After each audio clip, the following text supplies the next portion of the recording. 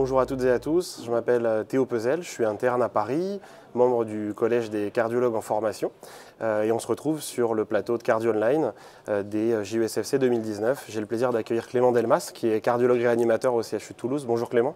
Bonjour Théo. Alors première question Clément, le registre Frenchoc qui est un registre français qui a été présenté au dernier congrès de l'ESC 2018 à Munich avec énormément d'insistance et en nous parlant d'un registre très important pour la cardiologie. Est-ce que vous pouvez nous en dire un peu plus? Qu'est-ce que Frenchoc? Alors Frenchoc, c'est un registre français en effet qui a été monté par le groupe USIC, la Société française de cardiologie. Il s'est tenu au cours de 6 mois durant l'année 2016 et il a permis d'inclure 772 patients en choc cardiogénique toutes causes confondues, c'est ce qui en fait son originalité, sur 49 sites en France, à la fois publics pour leur grande majorité mais aussi privés, universitaires et non universitaires. D'accord, donc il s'agit du plus gros registre de choc cardiogénique au monde. À l'heure actuelle, c'est le plus gros registre de choc cardiogénique, toutes causes confondues. On a beaucoup de registres et de data dans le choc cardiogénique ischémique, issus notamment des données sur la cardiologie interventionnelle. Mais finalement, on avait beaucoup moins de data, voire pas de data, dans le choc cardiogénique, toutes causes confondues. Le plus gros à l'heure actuelle était CardShock, avec 209 patients sur 9 centres. Ah oui, donc vraiment beaucoup plus impressionnant. Et alors finalement, Clément, est-ce que vous pouvez nous dire les enseignements qu'on retire de ce registre ? Mais si on doit en sortir plusieurs enseignements, le premier, c'est déjà la définition de choc cardiogénique. Et toute la difficulté est là, c'est que toutes les définitions utilisées jusqu'à ce jour sont issues du choc cardiogénique ischémique et donc déférence cardiaque gauche. Là, on a créé une nouvelle définition qui permet d'aborder le choc cardiogénique biventriculaire, mais aussi la déférence droite, avec dans la possibilité de définir ce choc des signes droits, mais aussi des signes de la vie de tous les jours, c'est-à-dire l'échographie, qui n'était pas dans les définitions jusqu'à l'heure actuelle, les marqueurs biologiques avec les peptides natriurétiques, la radiologie conventionnelle, même si on peut toujours utiliser les marqueurs invasifs avec le cathétérisme droit, puisqu'en pratique, il est peu utilisé, mais il l'est encore. Donc, la première chose, c'est cette définition qui permet d'inclure donc une large part des chocs cardiogéniques. La deuxième chose, c'est la part prédominante des chocs cardiogéniques non ischémiques, puisque c'est 60% des patients inclus dans Frenchoc. Avec donc des causes qui vont de l'intoxication médicamenteuse, de la non-observance, la iatrogénie, mais également évidemment tout ce qui est problème arythmie, embolie pulmonaire, Takotsubo, qui étaient finalement des délaissés des registres et des études antérieures.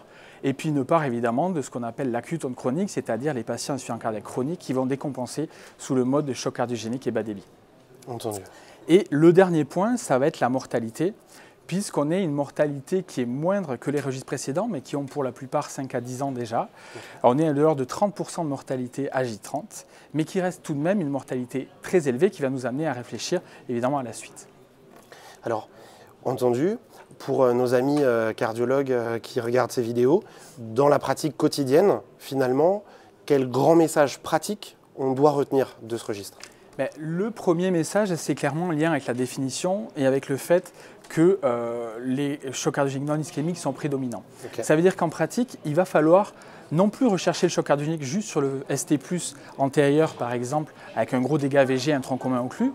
Il faudra continuer à être observant et à vérifier l'absence d'apparition de ce choc, mais il va falloir le chercher aussi chez tous nos malades, insuffisants cardiaques chroniques, inobservants, les arythmies, et essayer de se servir de cette définition qui est assez pratique et assez clinique pour repérer d'emblée ces patients.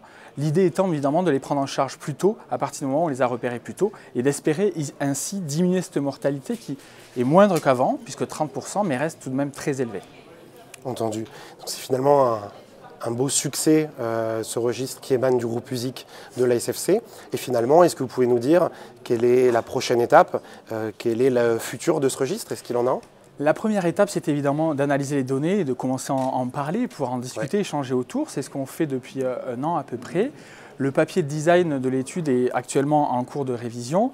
Le papier Princeps en cours de finalisation, on va dire. Et puis surtout, l'idée, ça va être de ne pas s'arrêter là. On a réussi à mobiliser un réseau à la fois de cardiologues, donc privés, publics, mais également universitaires, non universitaires, mais aussi de réanimateurs, que ce soit des réanimations cardiaques, médicales, polyvalentes. Et l'idée, ça va être de continuer avec un suivi, avec probablement, un peu comme le fait FastMI depuis un certain nombre d'années, un Frenchoc 2 à 5 ans après, pour pouvoir suivre l'évolution et nous aiguiller sur la prise en charge de ces malades. Super, en tout cas c'est un bel exemple qui montre que quand cardiologues et réanimateurs de toute la France travaillent ensemble, on sort des choses impressionnantes. Merci beaucoup Clément. Merci à vous.